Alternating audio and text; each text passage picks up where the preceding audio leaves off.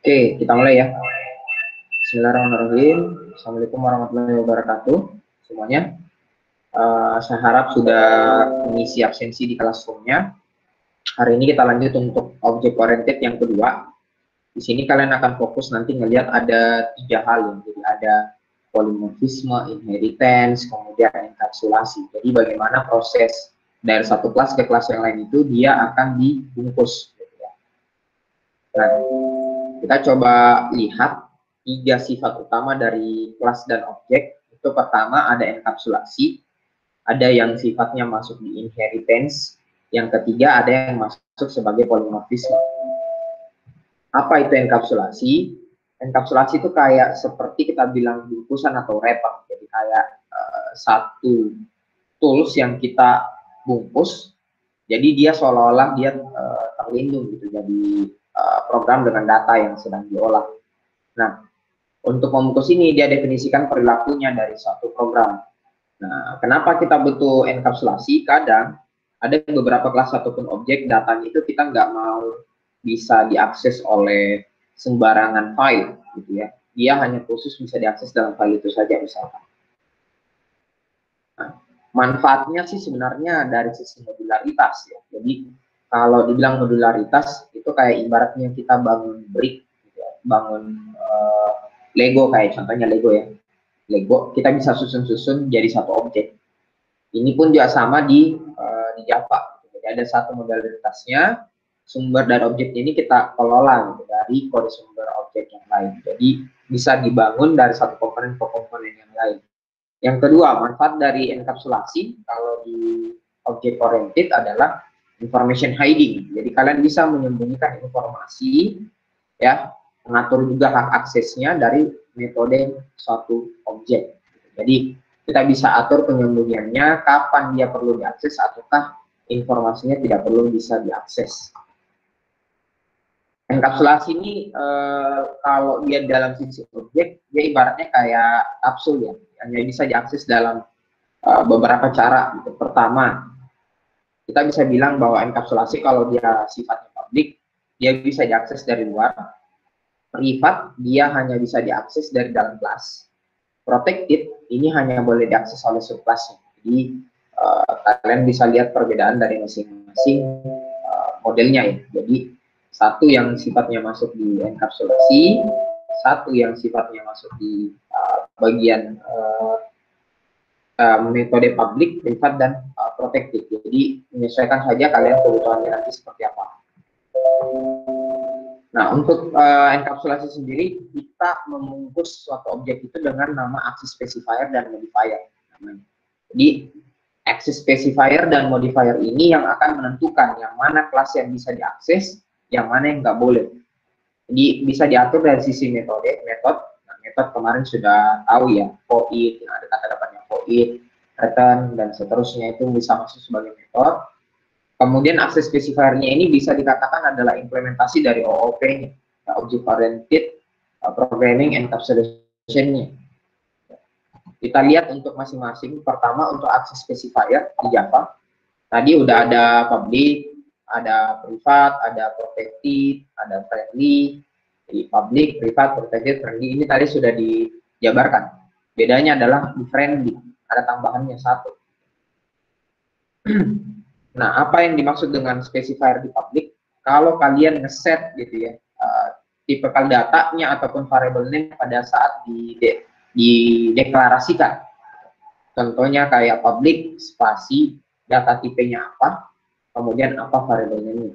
Gitu, nama variabelnya. Kalau kita nulisin misalkan public, spasi string, spasi librarian name, artinya kita bikin satu variabel namanya librarian name, tipe datanya adalah string, kemudian aksesnya dia public.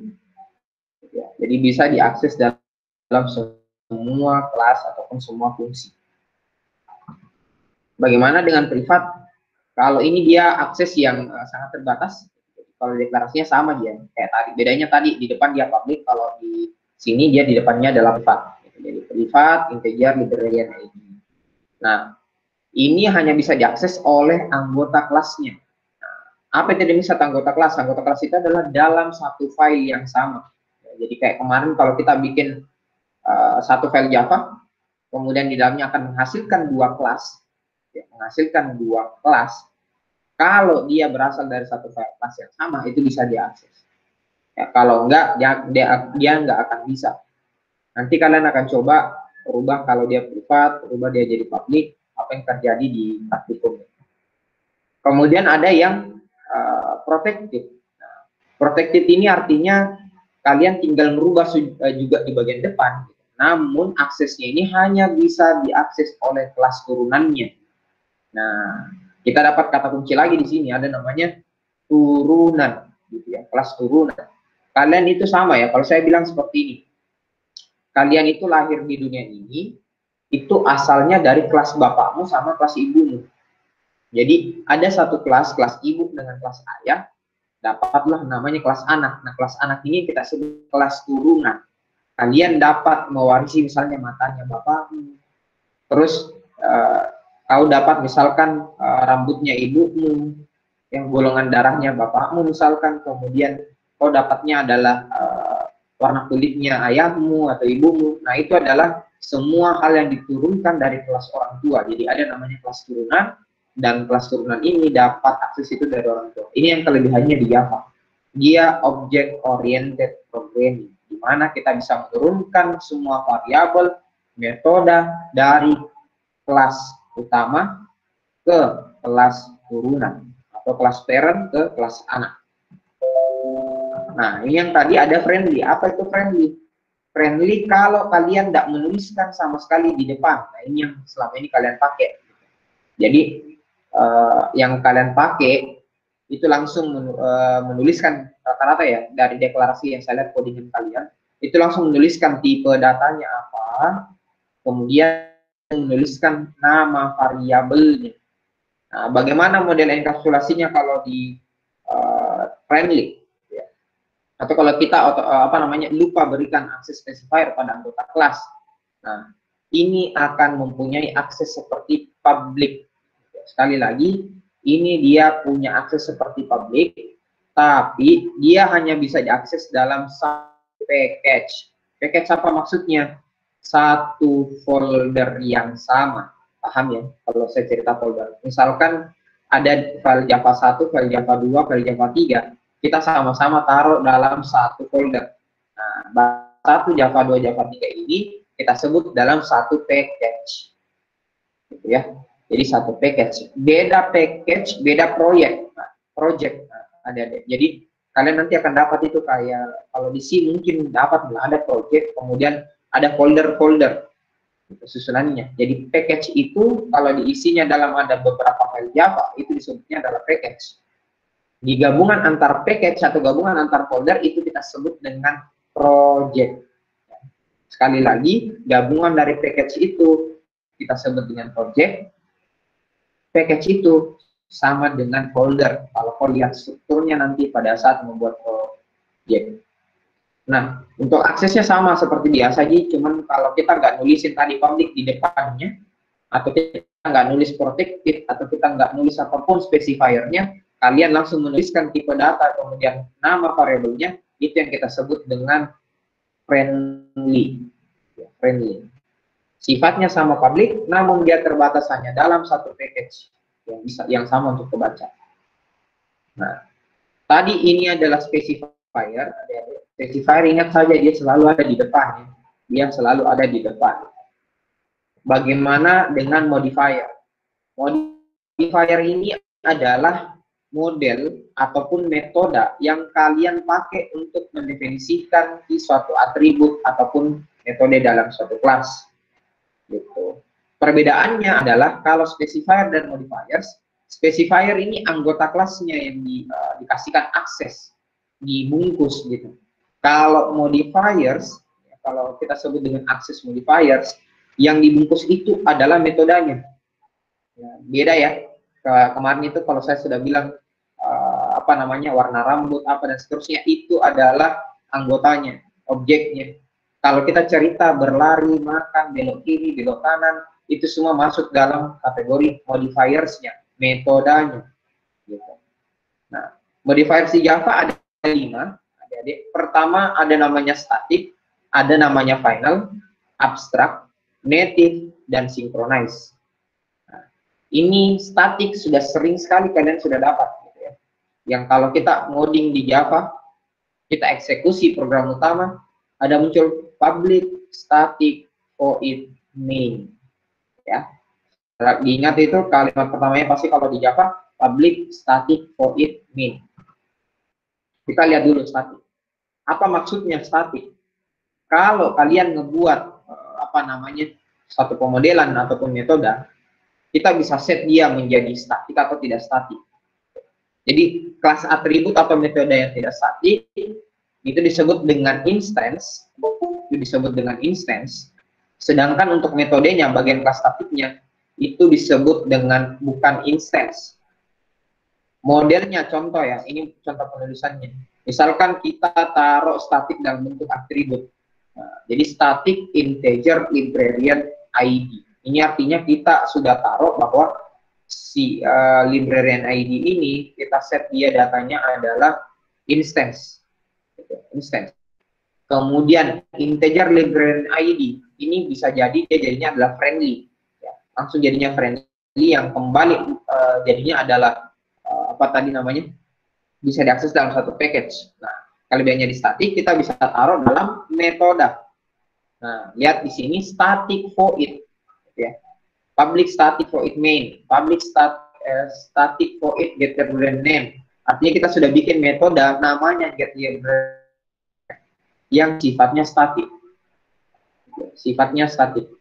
Kalau kita cuma nulis void get librarian name, ini berarti non-static method atau dalam artian bukan instansinya dari satu kelas.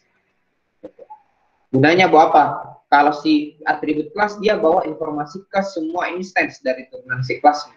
Di metodenya dia akan langsung buat instance objek. Nah, kalau kita buat satu instance objek, dia harus punya metode instance dari kelas terlebih dahulu. Kalau dia nggak ada statik, berarti dia cuma bisa di kelas yang samanya, kemudian turunannya sama. Contohnya sebentar kalian akan lihat ya. Nah, yang kedua ada namanya final, access modifier final. Ini artinya apa? Suatu metode ataukah suatu atribut atau tidak bisa lagi kita modifikasi karena dia sudah ada kata keyword final, gitu ya. Jadi kalau itu dideklarasikan, kita tidak bisa rubah lagi nilainya, nilai atributnya. Contoh, final P 3,14. Artinya P nilainya 3,14. Apapun kau tambahkan P ke dalam, misalkan P tambah 2, dia tidak akan jadi 5,14. Dia akan selalu jadi 3,14. Walaupun kita turunkan, ya, misalkan dia dapat turunan dari orang tuanya, ya, P ini dari orang tua itu ada 10, misalkan, nilainya 10, diturunkan ke anak. Tapi P-nya karena kita sudah set final, makanya dia tidak akan pernah berubah. Tetap jadinya adalah 3,14. Selanjutnya, access modifier abstrak. Nah, nanti ada itu abstrak void, bla bla bla apa, gitu, belakangnya. Kalau ini, pada dasarnya dia bisa dirubah, namun dia perlu diturunkan ke kelas lainnya. Jadi ingat, dia harus diturunkan ke kelas lainnya. Kelas abstrak dia selalu punya kelas turunan. Jadi ingat ya, dia nggak bisa bekerja. Kenapa? Dia harus diturunkan ke kelas yang lain. Ibaratnya Ibaratnya kayak orang diabetes, bapaknya diabetes, anaknya juga pasti diabetes. Gitu. Jadi modelnya kurang lebih seperti itu. Kemudian ada yang sifatnya modifier native. Modifier native, ini dia kasih informasi dalam bentuk compiler, gitu ya. Metodenya dikodekan dengan pemrograman selain Java. Contoh, kalau kalian mau kasih connect antara Java ke C atau kasih C++ dan seterusnya, pokoknya turunannya bahasa C, kalian bisa pakai access modifier native. Nah, ini kelebihannya objek. Karena dia jadinya satu kelas. Seingat saya juga di C dan lain-lainnya, dia kadang eksekusi jadinya anak titik kelas. Bisa dikoneksikan antara bahasanya. Nah, ada yang sifatnya modifier synchronize. Apa itu? Kalian bisa mengontrol akses bagian kodenya ketika dia sementara dijalankan. Nah, jadi misal ya, saya lagi proses, saya kasih jalan nih aplikasi, kemudian aplikasiku ini bakalan selalu mengirim data, selalu mengirim data. Dia nggak pernah berhenti. Saya bisa coding ke dalam aplikasinya. Kemudian saya pakai metode access modified synchronize. Yang ada di synchronize datanya, saya bisa ubah datanya walaupun dia sementara berjalan. Nah, sama kalau kalian lagi belajar Java, kalian compile itu file, kemudian kalian lagi running, bisa nggak dirubah datanya ke dalam? Nggak bisa. Tapi kalau kalian set dia synchronize, dia otomatis akan mengikut di pemodelan kode yang kalian rubah, dan secara otomatis walaupun dia lagi stream untuk aplikasinya, dia akan tetap bisa kita pakai. Nah, saya coba kasih lihatkan contoh enkapsulasi. Enkapsulasi itu sangat gampang sekali. Jadi dia kayak ibaratnya kok kasih di apa namanya, satu kata di depan gitu. Nah, contohnya di sini bisa dilihat dalam satu script ya. Kelas enkapsulasi. Jadi kalau saya simpan ini dengan nama enkapsulasi titik Java ya. Lanjut, bisa dilihat di sini integer secret. Biasanya kan kita nulis tuh cuma integer secret. Nah, kalau kita set privat di sini, ini artinya secret ini ya, dengan variable secret ini dengan tipe data integer ini akan tersembunyi. Dia hanya bisa diakses di dalam satu kelas yang sama. Artinya secret ini tidak bisa diakses nanti keluar di file Java yang berbeda, nggak bisa. Jadi, ya. Kemudian kalian mau tarik datanya sama, di sini saja get secret. Tapi anggaplah ini public get secret ini ada di dalam Java enkapsulasi 2 misalkan. Ini tidak akan bisa diakses. Ini tidak akan bisa diakses. Di sini definisikan dulu variabelnya secret. Dia pasti akan kasihkan tanda error, apa itu secret, tanda tanya. Gitu. Nah, secara garis besar, kalau kita rangkum akan seperti ini, adik-adik. Class, package, subclass, word. Class artinya dalam satu file, package artinya dalam satu folder, subclass artinya adalah turunan dari kelas, word artinya dalam satu proyek atau satu project. Kalau kita set public, dia bisa diakses dalam satu file yang sama, satu folder yang sama, turunan kelasnya, bahkan bisa diakses dalam seluruh project. Gitu ya. Kalau kita set protected, kelas, package, subclass bisa diakses, tapi dalam project yang di luar dari folder, dia nggak akan bisa diakses. Gitu ya. Dalam artian dalam satu proyek bisa nggak bisa. Dia hanya bisa diakses dalam satu folder. Kalau kalian friendly ya, friendly ini dalam artian kalian nggak set public ya, kalian langsung saja tulis integer bla bla bla apa, dia dalam satu kelas, dalam satu folder, satu file dalam satu folder bisa diakses itu data. Tapi untuk kelas turunannya dan project yang sama tidak bisa. Kalau kalian privat, dia hanya bisa diakses dalam satu file Java yang sama. Gitu ya. Jadi satu file Java yang sama. Package, subclass, dan word tidak akan bisa diakses. Jadi memahami ya, dalam file yang sama, satu dalam folder yang sama, satu dalam kelas turunannya, satu dalam satu proyek atau satu project. Nah, ini contohnya lagi ya. Kita lihat private string username. Saya bikin username password, saya set private. Ini modifiernya. Kita bisa lihat modifiernya username dan password. Dia privat. Tapi apa kalau privat? Dia hanya bisa diakses dalam kelas yang sama, satu file yang sama. Sekarang kita coba lihat ya. Kalau modifiernya public. Kalau contoh kita lihat modifier public ya seperti biasa kayak ini, public change string. Ini semua modelnya adalah modifier yang sifatnya public. Perhatikan saya bikin package modifier artinya saya bikin kode ini disimpan ke dalam satu folder dengan nama modifier. Nama kelasnya adalah user, turunan dari orang tua. Saya bikin kelas person, gitu ya. Saya bikin kelas person, simpan di dalam folder modifier.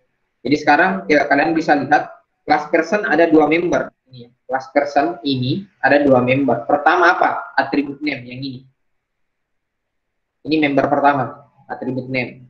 Yang kedua, metoda, ya, metodanya, ganti nama, change name. Ada dua membernya, ya, dengan modifiernya public. Nah, kayak gimana itu yang dimaksud dengan package, adik-adik? Ini bisa kalian lihat di layar kalian, perhatikan ini, karena ini penting sekali. Kalau kalian nanti lihat project dan lain-lain, kalian harusnya bisa memahami gitu, apa itu dibilang enkapsulasi, apa inheritance, dan seterusnya. Perhatikan di sini, author titik Java.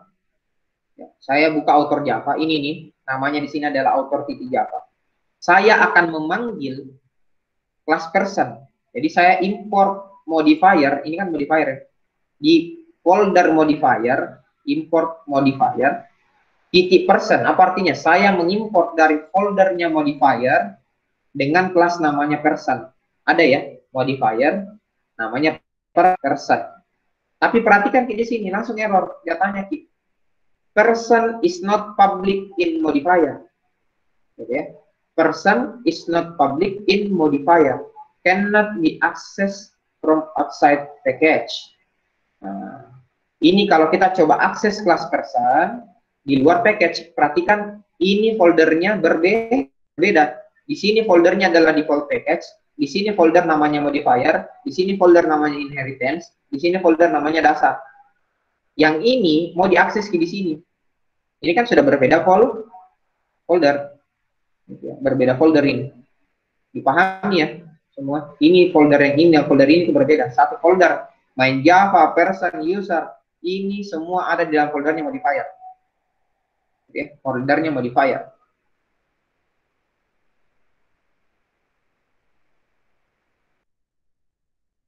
Person, karena tadi person,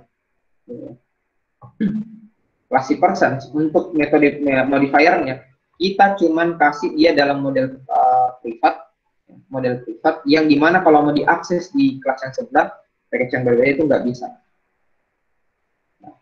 Salah satu caranya adalah dengan menambahkan modifier pada kelas person di bagian sini. Ini ada kata public ya. Jadi kelas person ini bisa diakses oleh kelas default package yang ada di sini. Gitu. Jadi biar enak ya, kelas person ini harus ditambahkan kata public. Gitu ya. Perhatikan di sini tadi deh, ini kelas person tidak ada publiknya. Kalau tidak ada public berarti dia friendly. Friendly artinya dia hanya bisa diakses dalam satu package yang aman. Jadi person ini bisa diakses di main Java, person ini bisa diakses di user Java, tapi nggak bisa diakses di author Java. Biar bisa diakses ya kalian harus kasihkan kata public di class person. Supaya apa? Kembali lagi tadi yang hierarki yang di sini. Dia supaya bisa diakses di package-nya. Package-nya atau subclass-nya ataupun di word-nya. Nah, kita lanjut lagi. Nah, untuk person, lihat nah, kalau kita mau akses kelas person, bisa diimport dari package manapun. Ya tadi kita harus ubah dia jadi public. Nah, ada kata plus, adik-adik di sini ada kata plus. Kemarin saya sudah ajari namanya membuat UML, Unified Modeling Language, dalam bentuk kelas dan objek. Nah di sini kemarin kan kotaknya ada 3 ya. Nah, saya ulangi lagi di sini, kotak ada 3. Kotak pertama adalah nama kelas, kotak kedua adalah atribut, kotak ketiga adalah metode. Kalau kalian kasih public berarti simbolnya ada plus di depan. Gitu ya. Kapannya kalian kasih public berarti simbolnya plus yang ada di bagian depan. Ini bisa dilihat. Kalau di UML ini namanya adalah kelas diagram. Saya sudah ajarnya, jadi kalau kalian selesai dari PBO, kalau paling tidak kalian sudah bisa membuat kelas diagram. Gitu. Ya. Kita lanjut. Bagaimana dengan modifier yang sifatnya privat? Modifier yang sifatnya privat, tapi ditempelkan ke akses member. Contoh kayak gini, saya set privat string name. Jadi string name ini saya set dalam model privat. Yang lain metodenya saya set dalam model public. Metode yang ini public, metode yang ini public, tapi khusus untuk string name itu saya set dia privat. Sekali lagi apa bedanya kalau di privat? Privat hanya bisa mengakses dalam satu file yang sama, dalam package subclass atau kelas tidak akan bisa diakses. Dia hanya bisa diakses dalam satu file yang sama. Artinya apa? String name privat ini hanya bisa diakses, name ini, variabel nama, ini hanya bisa diakses di kelasnya person. Tidak bakalan bisa diakses di kelasnya si main sama user Java. Main Java tidak bisa akses, user Java nggak bisa akses. Untuk variabelnya si name, variabelnya name. Nah, pada saat kita set aksesnya dan kita mau panggil bikin objek ya ceritanya, mau bikin objek person person new person, ya. Person person new person. Ini kemarin saya sudah ajar ya. Ini caranya kalau bikin objek dari satu ke kelas ya. Jadi person person artinya saya bikin variabel person dari kelas per person. Nah, pada saat saya mau memanggil name, perhatikan di sini name dari kelasnya person yang turun dari person di sini, perhatikan di person ini person. Saya mau manggil ini name, di dalam kelas yang berbeda, gitu ya.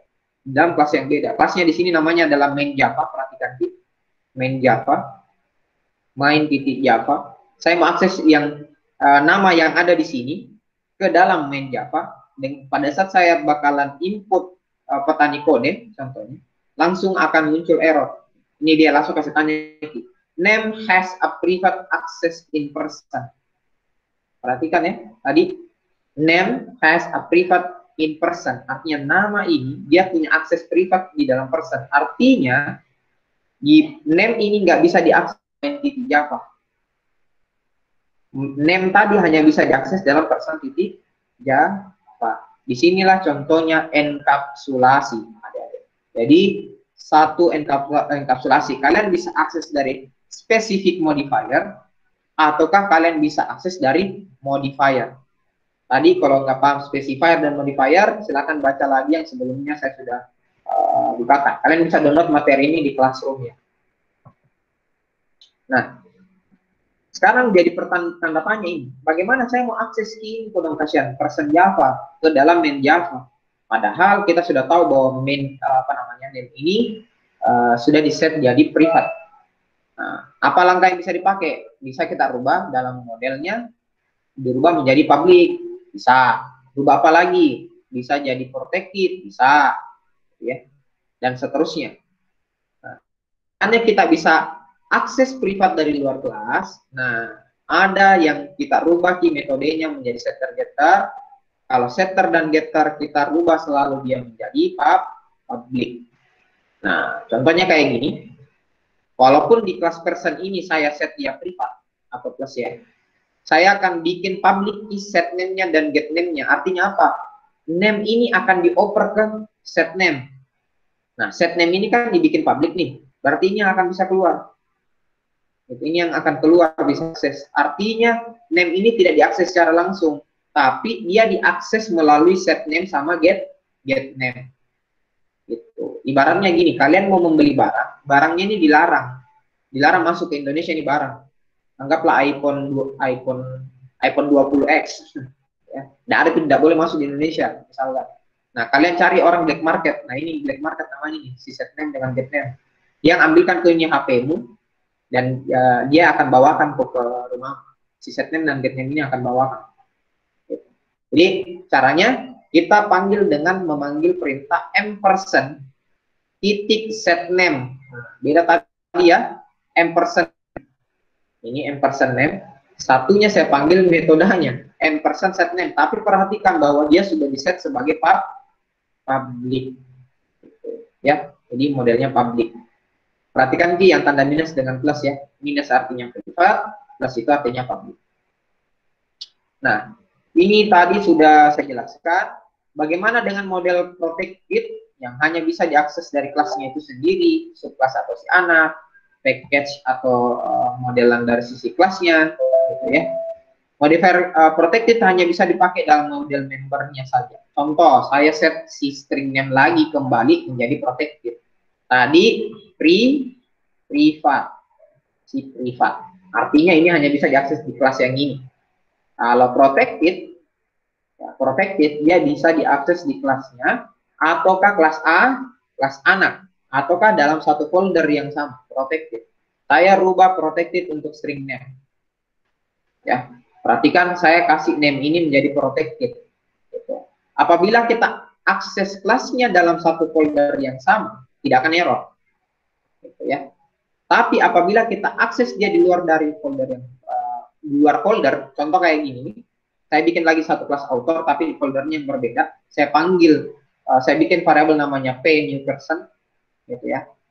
Dan saya mau isi name-nya ke dalam objek p, di mana objek p itu adalah kelas, gitu ya, kelas person, dia akan error. Gitu, akan error. Kenapa? Tadi kan karena dia diaksesnya di luar folder yang sama atau di luar package yang sama. Ini contohnya tadi ya. Ini. Saya akses dari sini, mau diaksesnya dari sini. Kelasnya ada dalam sini, lainnya dalam sini. Ingat, kalau protected adik-adik, dia dilambangkan tanda pagar ya. Jadi perhatikan ini nih. Tadi kalau dia privat minus, gitu ya. Kalau public plus, kalau protected tanda pagar. Jadi sekali lagi, kalau kalian dapat nanti di perpustakaan UML seperti ini, pokok-pokok CCM yang sudah kerjakan skripsi dan dia bikin gambar kayak gini, berarti kalian sudah bisa tebak kode aplikasi Java-nya. Ya. Kalian sudah bisa tebak kode aplikasi. Oh, ini variabelnya dia bikin name. IP-nya modifiernya adalah protected. Oh, dia bikin metode get name. Ya, modelnya adalah public. Set name modelnya adalah public. Nah, kalau tadi protected, perhatikan person ini selama dia dalam satu folder bisa diakses, tapi karena ini dia beda folder, dia nggak akan bisa diakses. Kita lanjut, itu enkapsulasi. Nah, jadi tadi ini semua yang saya jelaskan adalah enkapsulasi. Mainnya hanya lagi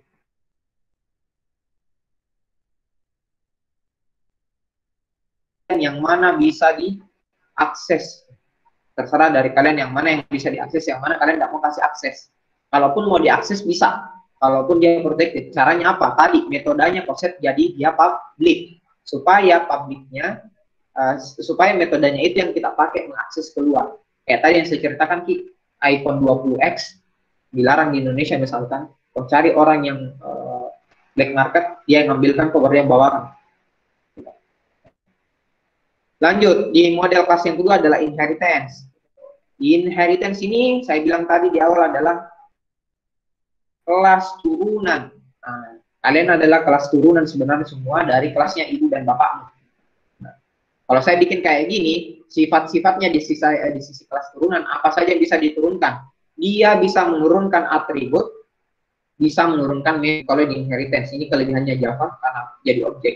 Jadi kalau saya cerita atau saya bilang, sifatmu itu nggak jauh beda dari orang tuamu. Kenapa bisa? Karena kalian inheritance dari bapak atau ibumu. Mungkin kalian di pagi hari suka kentut, gitu ya. Bisa jadi dari orang tuamu, memang yang pagi harinya suka kentut. Berarti dia wariskan ke apa? Metodenya. Jadi wariskan ke metode kentut dari orang tua. Contoh ya, ini cuma contoh saja. Biar lebih mudah diingat. Atribut, ya seperti biasa. Warna matamu, misalkan ya, warna matamu coklat, warna matamu biru. Ya, pasti salah satunya kalau bukan bapakmu atau ibumu yang biru. Gitu ya. Itu atribut. Jadi, inheritance. Jadi besok kalau pulang keluar dari kelas ini, bilang sama mama bapak, mama, kayaknya saya dapat inheritance dari kita. Orang tamu udah bakalan paham. Ya. Intinya adalah inheritance turunan ya, turunan. Nah, kita lihat dari sisi codingannya. Ini tolong diperhatikan dengan seksama, dengan baik-baik, karena ini akan masuk nanti di di hadiahmu sama minggu depan kita mid test. Ya, kaget memang minggu sekarang.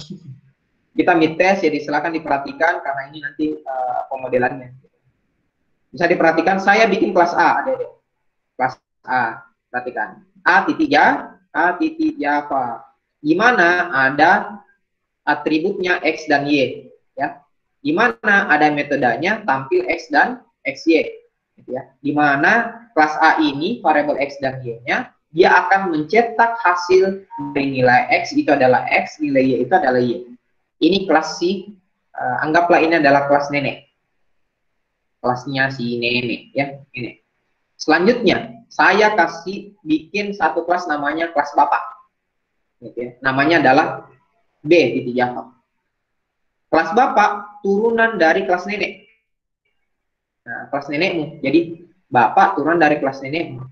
Perhatikan bapak ini dia punya variabel z, ya, variabel z, dan dia punya metode jumlah, di mana dia akan menjumlahkan dari x ditambah y ditambah z.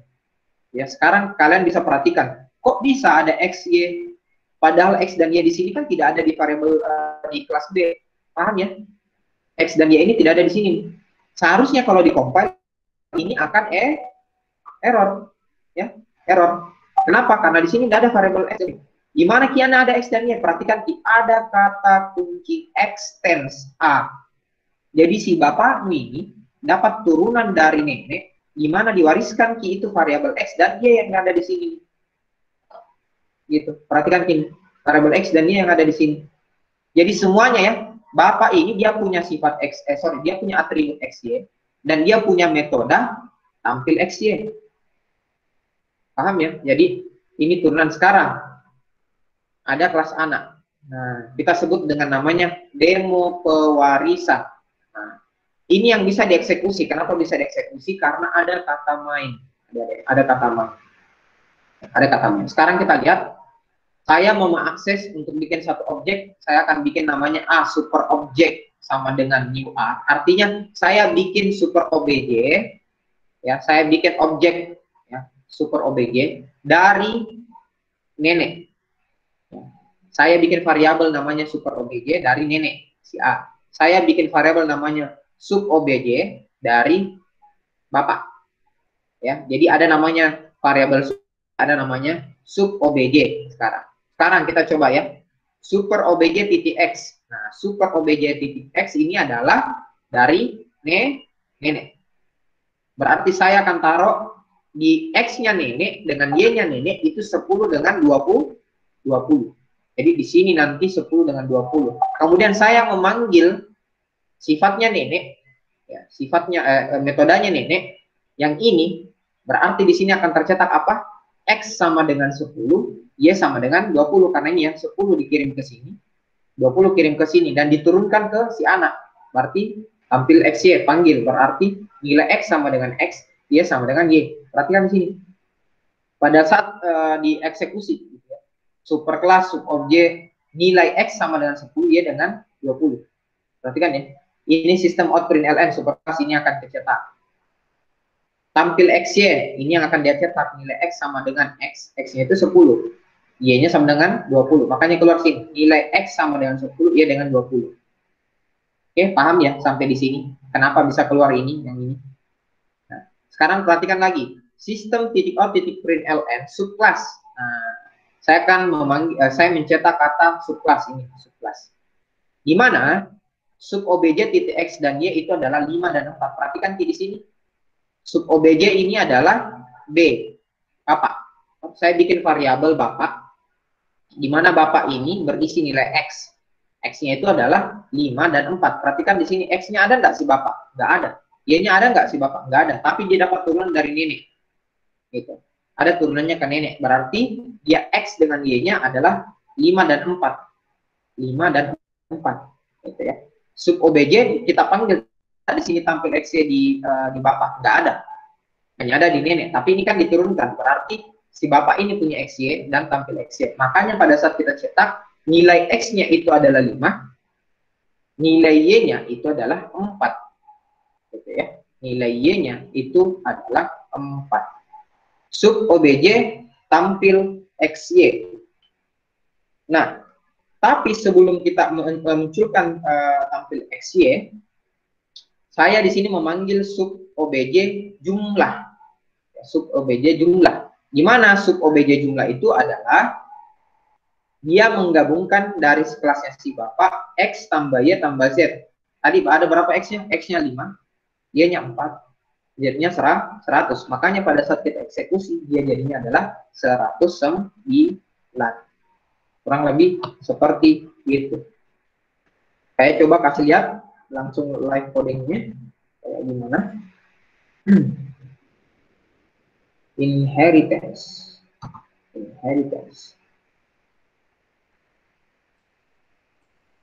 Layar saya yang ini ke share enggak ya? Ini kelihatan semua, teman-teman? Kelihatan jadi? Kelihatan jadi? Oh, saya buka dulu. Pertama saya bikin ada namanya A titik Java, ada deh, sama ya, A titik Java nih. Ya. Bisa dilihat A titik Java. Ini ya, A Java. Di mana ada variabel X dan Y, dan metode tampilkan X dan Y. Kemudian saya buka lagi kelas B. Ya, buka lagi kelas B. Gitu ya. Kemudian saya buka demo pewarisan titik Java. Oke. Bisa dilihat di sini ada 3 ya, 3 kelas.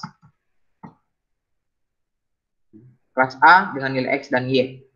Nah, misalkan, ini misalkan ya, saya create dulu ini. Saya kasih jalan dulu A, B, kemudian demo pewarisan. Saya hapus dulu kelasnya. Nah, jadi A, B, kemudian demo pewarisan. Ini belum ada kelasnya sama sekali. Adik-adik bisa dilihat, dia hanya file Java. Untuk eksekusi pertama kalinya, kalian harus mulai eksekusi dulu dari si nenek. Nah, dari si nenek dulu dieksekusi.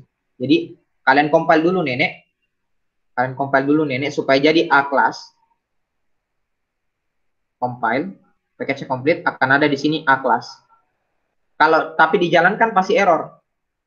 Kenapa bisa error? Karena tidak ada kata main. Berarti ini bukan yang di kelas eksekusinya, bukan kelas utamanya ini. Gitu ya. Selanjutnya kita compile lagi si bapak. Itu ya, si bapak. Anggaplah ini saya hapus ini ya. Perhatikan ini. Hapus ini. Ya, saya hapus ini. Kemudian saya compile B.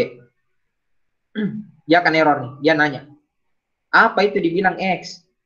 Gitu. Ya. Apa itu dibilang Y? Dia akan nanya ini, dua line yang ini. Gitu. Cannot find symbol X dengan Y ini. Dia tidak dapat. Beda tadi kalau saya kasih extend. Tapi kan ini dalam satu folder yang sama. Satu folder yang sama tuh ini. Diturunkan dalam orang tua nih. Saya extend A. Berarti kalau saya compile, baru dia complete. Artinya dia baca key X dengan Y. Ya ini kelebihannya Java. Perhatikan, dia dalam satu file toh. X dan Y ini kan bukan key dalam file B titik Java, tapi dia dalam filenya si A titik Java. Tapi diturunkan gitu ya, diturunkan ke B. B ini adalah kelas anaknya atau dari si A. Gitu ya. Kita lanjut. Barulah kita eksekusi lagi yang kelas demo pewarisan. Nah, kelas pewarisan diperhatikan, saya memanggil subobjek dari new A dan new B. Gitu ya. Saya bikin satu super obj dan sub obj dari kelas nenek sama kelas bapak. Saya compile, baru complete. Pasti karena saya sudah bikin variabelnya dan lain. Kalian bisa lihat di sini X dan Y itu tidak ada dalam sini, tidak ada dideskripsikan, tapi ini diturunkan. Gitu ya. Kalian compile, baru nanti muncul hasilnya. Ini ya. Nilai X-nya 10 dan 30. Ini ya, X 30, 10 dan 30. Kemudian subclass-nya nilai X-nya itu X-nya 5, Y-nya 4. Jumlahnya itu dapatnya 109. Gitu. Karena dia dijumlahkan antara 5 tambah 4 tambah 100. Kurang lebih seperti itu, adik-adik. Ya. Jadi bisa dilihat nanti kalau kalian di praktek, kalian harus tahu dulu mana kelasnya neneknya, mana kelas bapaknya, baru mana kelas anaknya. Nenek diturunkan ke bapak, bapak menurunkan ke anak. Jadi alur di compile-nya berbeda. Kalian compile dulu nenek, compile bapak, baru bisa dikompil si A, si anak. Gitu. Paham ya? Kurang lebih seperti itu untuk inheritance. Nah, jadi ini kelebihannya, kalian bisa ngebuat satu model di Java dengan mengirimkan variabel ke variabel yang lain, dengan mengirimkan variabel ke variabel yang lain, walaupun berbeda berbeda file. Baik, kalian bisa mengirimkan data dari file ke file yang lain, walaupun berbeda file. Itu lebihnya Java. Lanjut. Untuk setiap inheritance, dia punya subclass, dia mewarisi apa saja? Variabel, adik-adik. Jadi mewarisi variabel, metode dari superclass. Superclass berarti kelas bapaknya. Subclass berarti anaknya. Kemudian kalian bisa rubah sebenarnya. Tadi kan bisa dilihat tuh di sini nih, X dan Y. Di sini saya bisa rubah nilainya 10 dengan 20. Jadi ibaratnya gini, kau punya warna mata biru. Kau dapat turunan dari bapakmu misalnya. Tapi birunya itu agak sedikit pas di kau. Tapi tetap matamu biru. Nah, dipahami maksudnya ya. Jadi nilainya itu bisa berubah, tapi atributnya jelas kok diturunkan. Gitu ya. Atributnya jelas kan diturunkan. Kayak ibaratnya juga apalagi ya. Jari-jarimu itu panjang, jari-jarimu panjang itu dapat turunannya dari bapak misalkan. Tapi apa namanya? Kukumu itu pendek, nggak sama dengan bapakmu. Tapi turunannya itu dari bapakmu adalah jari-jari. Jadi kalian punya ciri khas sendiri jadinya. Nah, keuntungan inheritance apa? Apa sebenarnya manfaatnya kita belajar itu inheritance? Pertama, kalau kita bikin kode yang jumlahnya ada banyak, gitu ya, memakai fungsi yang sama, ataupun file yang ada yang sama, kalian bisa panggil. Gitu. Tidak perlu lagi bikin dalam satu file ada lagi fungsinya, atau file itu ada lagi atributnya yang sama. Gitu. Jadi nggak perlu lagi terlalu capek. Gitu. Kemudian subclass juga dia kasihkan state behavior yang spesifik gitu. Jadi kalian bisa menggunakan ulang gitu source code dari superclass yang ada. Jadi nggak perlu bikin lagi kode. Ya, bayangkan itu kode yang jutaan 1 giga, kalian bisa hemat gitu ya. Jadi 100 megabyte. Gitu. Kenapa bisa? Karena kalian memanggil cuma dari superclassnya saja atau kelasnya si bapak. Gitu. Jadi bikin semua variabel, sisanya kalian tinggal panggil-panggil. Kemudian di programmer Java dia bisa definisikan sifat yang modelnya generik. Gitu. Kita sebut dengan abstract class, kalian bisa atur dengan behaviornya ataupun step-nya umum, baru kalian bisa panggil dia punya atribut ataupun behaviornya. Gitu. Nah, inheritance itu ada beberapa istilah yang pasti diperhatikan adik-adik. Yang pertama, ada extends. Ini artinya kita buat bahwa kelasnya tersebut adalah subclass. Pokoknya yang ada kata extends berarti dia itu kelas anak. Oke. Okay? Pokoknya ada kata extends berarti itu kelas anak. Jadi bisa lihat ini. Kelas B ini adalah kelas anak. Dari mana? Dari si A. Ya. Di kalimat extends. Gitu. Sudah jelas bahwa dia adalah subclass atau kelas anak. Superclass artinya adalah dia menunjukkan hierarki atau kelas paling awal. Gitu, ya. Kemudian subclass ini pasti turunannya hierarki dari superclass. Nah, ada yang namanya super. Kalau ada kata super nanti bisa kalian lihat. Ini dipakai untuk konstruktornya ataukah model metodenya dari sisi variabel yang mengacu pada superclass. Nah, di sini di dalam inheritance ada namanya lagi metode overriding. Artinya kalian mendefinisikan ulang metodenya pada subclass. Nah, ini kenapa dia di overriding? Kita nulis ulang metodenya. Nah, ada aturan adik-adik dalam pewarisan data atau inheritance. Aturan pertama, kelas induk itu hanya boleh memiliki public dan protected, gitu, yang diwariskan atau diakses sama si anaknya. Jadi ingat, kelas induk hanya boleh memiliki public ataupun protected yang bisa diwariskan atau diakses oleh kelas turunan si anak. Gitu. Data yang diatributkan, gitu ya, data yang diatributkan dalam satu kelas di bagian privat, kalau dia di setnya dalam privat tidak akan diwariskan. Sekali lagi ingat, kalau misalkan bapakmu, dia set di bawah matanya yang berwarna biru itu privat, bapakmu ya, dia set di matanya itu privat, biru, kau tidak akan pernah dapat turunannya bapakmu warna biru matamu. Itu maksudnya. Ya. Kecuali bapakmu setnya, atributnya matanya warna biru itu public sama protected, kau bisa dapat mata berwarna biru. Itu maksudnya. Ini ya, pendekatannya saya jelaskan dalam model yang sederhana seperti itu. Nah, jadi ingat, semua field dari superclass, public, protected, atau friendly, atau default ya, diakses dari subclass, kalau dia privat tidak akan pernah bisa diakses. Jadi mesti dia di-set dalam bentuk public, protected, ataukah friendly. Nah, kita ambil lagi contoh ya, contoh kasus lagi kayak gini nih. Saya bikin kelas utama atau kelas neneknya, ya, namanya lampu. Turunannya si anaknya ada namanya kelas pijar sama kelas lampu bohlam. Saya akan bikin kayak gini. Public kelas lampu, perhatikan saya set protected ini on, string, ya, on ini dan off ini modelnya string. Saya set protected, jadi artinya apa? Ini bisa diakses nggak sama si anak? Nggak bisa, bisa. kecuali dia privat. Berarti ini on dan off bisa diturunkan. Oke, kecuali kalau saya set di sini privat, berarti on ini nggak akan pernah bisa diwariskan ke anak. Gitu. Metodenya ada lampu, string on, string off, set on, set off, get on, get off. Nah, kemudian saya bikin nih kelas si anak, namanya lampu pijar extends lampu. Artinya apa? Lampu pijar dia punya metode lampu, dia punya apa namanya variable on dan variable off, dia punya metode set on, dia punya set off, dia punya metode get on, get off. Jadi ini lampu pijar dia punya sifat dan turunan dari si lampu.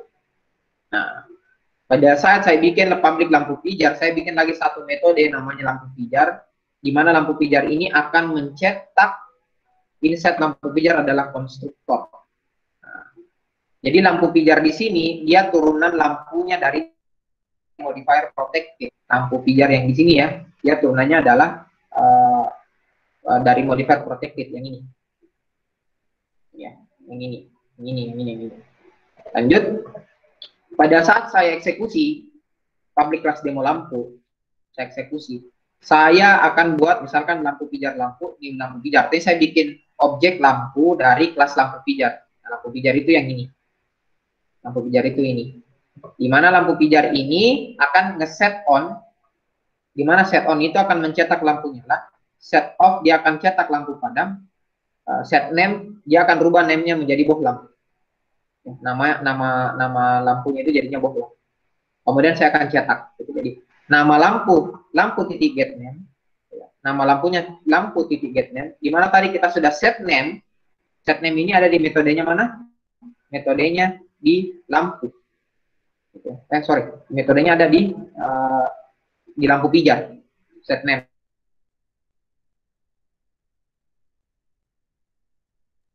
adalah bohlam. Gitu ya. Kita isinya namanya bohlam. Makanya keluar di sini nama lampu adalah bohlam. Gitu ya. Kemudian saya cetak turn on, get on, kalau turn off, get off. Nah, get on, get off itu dapatnya dari mana? Set on dan set off. Set on dan set off yang di sini kita set bahwa masukkan ke variable off ke off, masukkan ke variable kemudian masukkan ke get off ke off, kemudian kirim key nilainya on dengan off ini ya, return on, return off, kirim key nilainya. Makanya saat saya cetak dia akan muncul lampu nyala yang dari sini akan ke sini, lampu padam akan ke sini. Tapi fungsi ininya dapatnya dari kelas orang tua lampu yang ini, lampu ini. Itu ya, jadi ibarat ini simpel kayak gini, tapi sebenarnya ada proses di belakangnya ini. Dia ngirim, dia nerima, gitu. Dan data ke data yang lain. Ya. Jadi outputnya berupa string karena konstruktornya di sisi lampu. Kemudian ini ada semua penjelasannya. Ini sama aja dengan saya kata-katakan tadi. Jadi kalau kalian mau baca kembali, ini sudah mewakili dari kalimat saya tadi. Nah, ada enkapsulasi udah, inheritance udah. Terakhir di objek gitu. Ada namanya overriding. Overriding apa artinya? Kita ngebuat metodenya di subclass, berarti si anak gitu, dia punya metode, ya metode kan kita ulangi lagi kayak makan, minum, berlari gitu ya. Kita override. Kita overriding. Artinya kita buat model penilaiannya ataupun model pengiriman datanya gitu, menggantikan dari data yang ada di subclass. Gitu ya. Dari signature-nya ini bisa diikutkan dengan tipe return, ada tadi pengiriman data nilai, dengan ada parameter metodenya. Nah, tidak masuk ya, ini tidak masuk dalam modifier dan specifier, gitu ya. Ada kata kunci final ataupun static. Nah, perbedaannya kalau di overriding dan ada lagi kata overloading. Kalau metode overloading ini dipakai dengan kata kunci this, dan namanya kata kunci this. Contoh, kita lihat contohnya.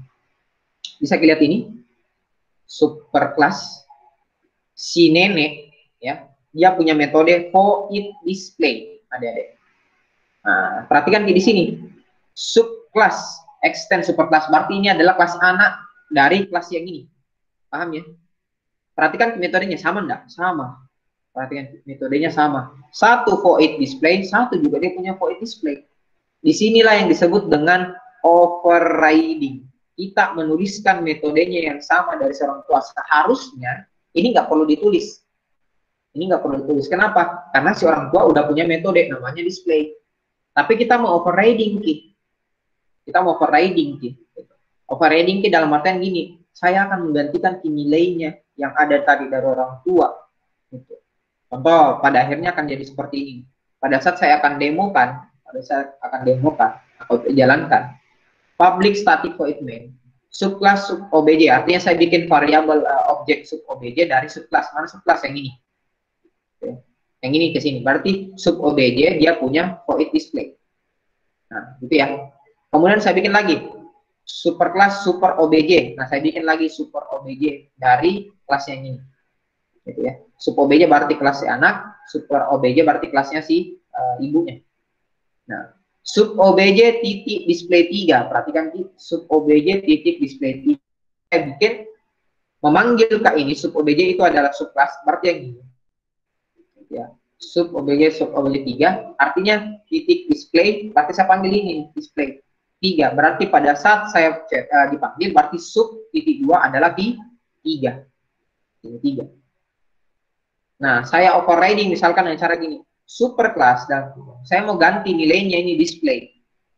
Ya, saya mau ganti nilainya ini display. Dengan cara apa? Superclass dalam kurung sub obj titik display. Artinya yang ini yang harusnya di sini nilainya 3, sini harusnya nilainya 3 akan terganti menjadi 4. Di sini 4, di sini juga 4. Inilah yang disebut dengan overriding. Gitu, ya.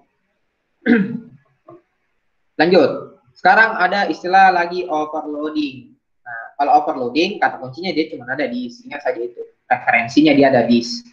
Kenapa? Karena kita mau menggantikan bukan metodenya, tapi variabelnya. Gitu ya. Modelnya, variabelnya, parameternya.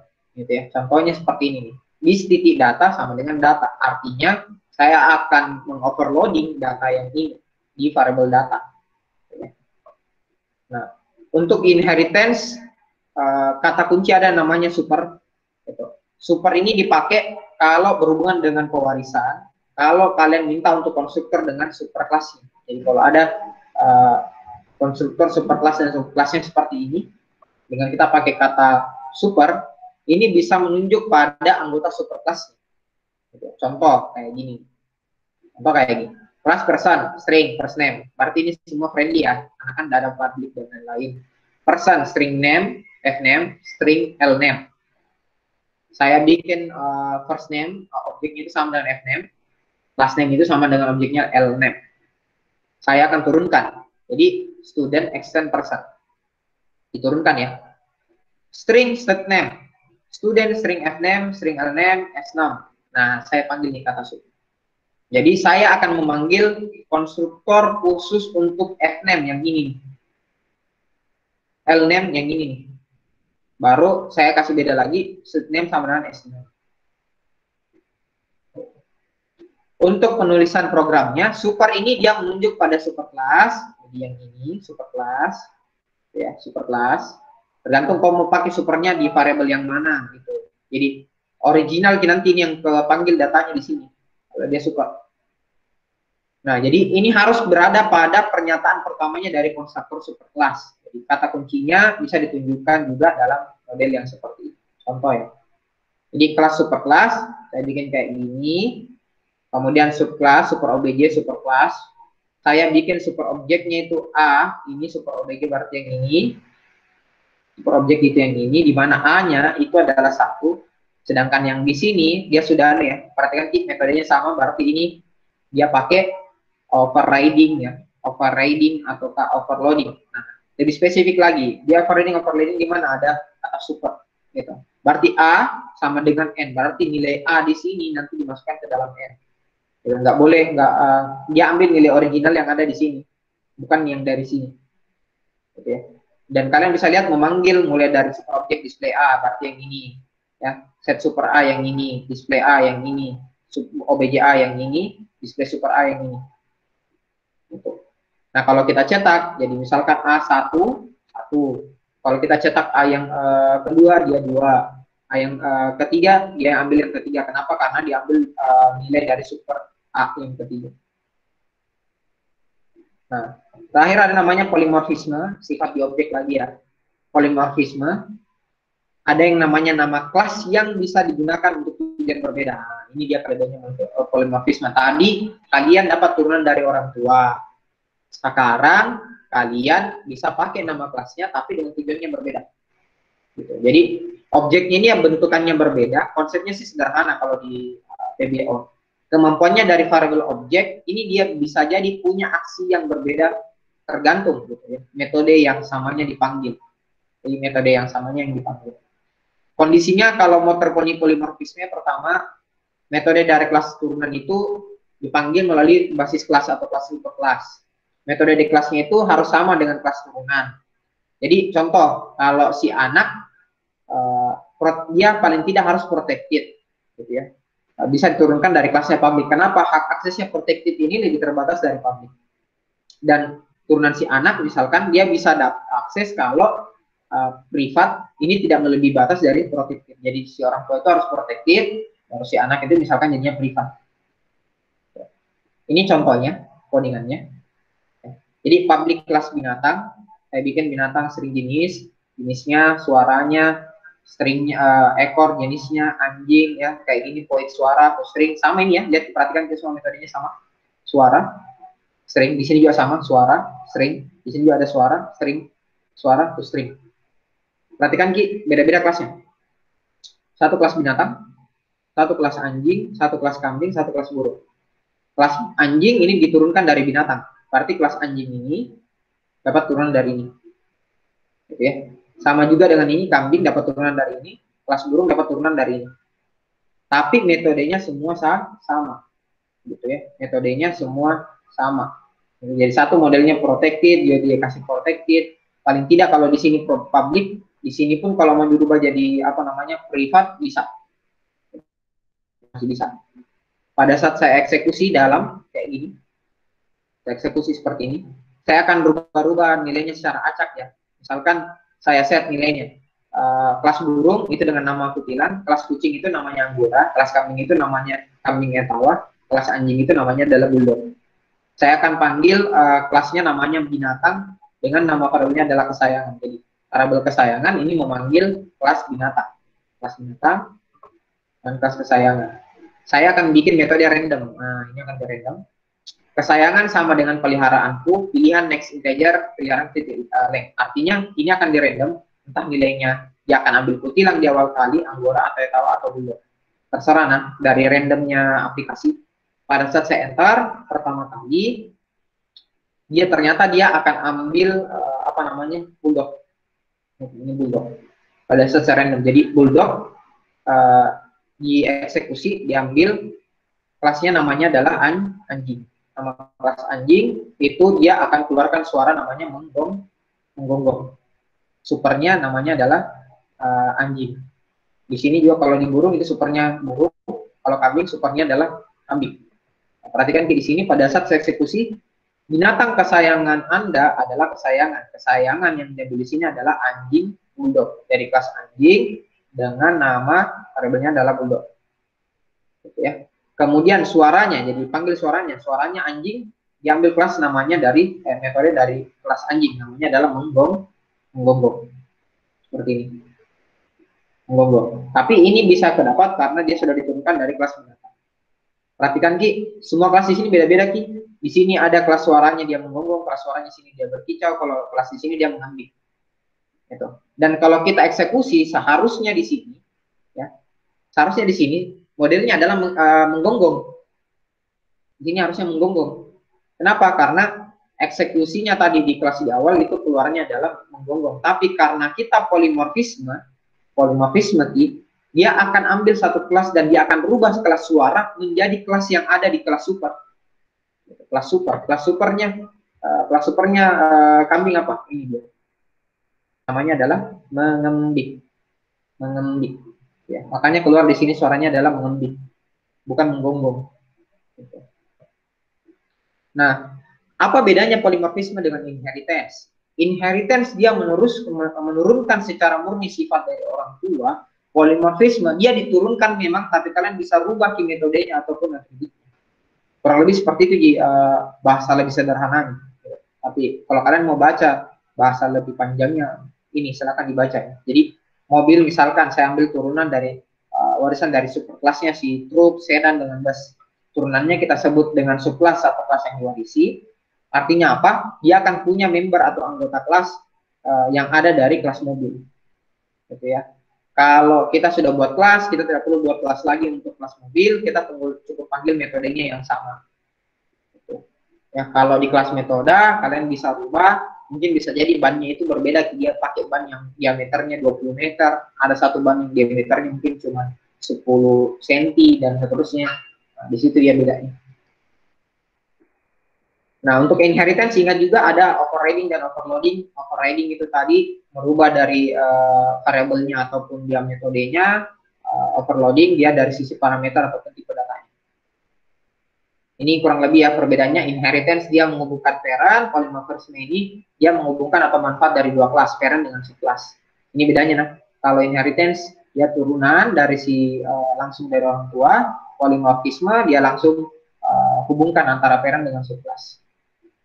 Inheritance dipakai untuk atribut untuk kelas parent, polymorphisme dia dipakai untuk objek yang baru dibentuk. Ya. Inheritance dia turunan sifatnya by referensi, polymorphisme ini dia mengubah sifat dari objek ataupun referensi. Perhatikan bedanya lagi ya di sini. Oke, adik-adik, saya rasa cukup untuk di teorinya.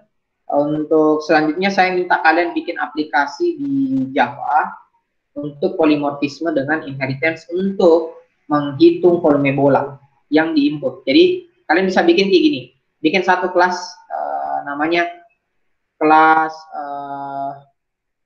kelas bola. Nah, kelas bola itu ada isinya apa namanya jari-jari, sama rumusnya jari-jari, rumusnya volume. Kalau rumusnya volume kan 4pi. Terus bikin lagi satu kelas namanya kelas anak. Nah, kelas anak itu bikin main.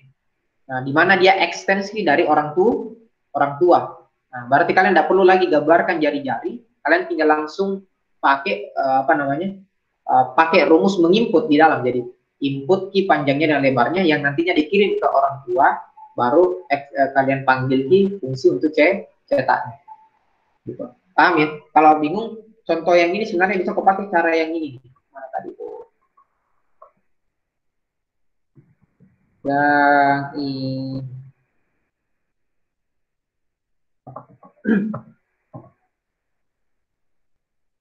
Ini tadi kelas. Nah, kelas ini. Bisa pakai cara ini. Jadi variabelnya nanti taruh di sini. Saya kasihkan di anunya ini nah, bahasa jawabannya sebenarnya. Bikin ke variabelnya dulu jari-jari di sini. Di sini misalkan bikin ke variabel rumusnya. Ini kan rumusnya nih. Dijumlah lagi di sini. Kalau di sini ini rumus anunya apa namanya? Variabelnya. Baru di sini nanti kau bikin jadi input. Jadi 1, 2, 3. Paham ya? Kurang lebih seperti itu. Sampai di sini ada pertanyaan. Minggu depan kita tes ya, tes. Silakan dikerjakan dan dipelajari. Kalau tidak ada, selanjutnya kita lanjut ke praktikum ya. Adik-adik, kita lanjut ke praktikum. Silakan absen dulu di praktikumnya. Saya tunggu 5 menit.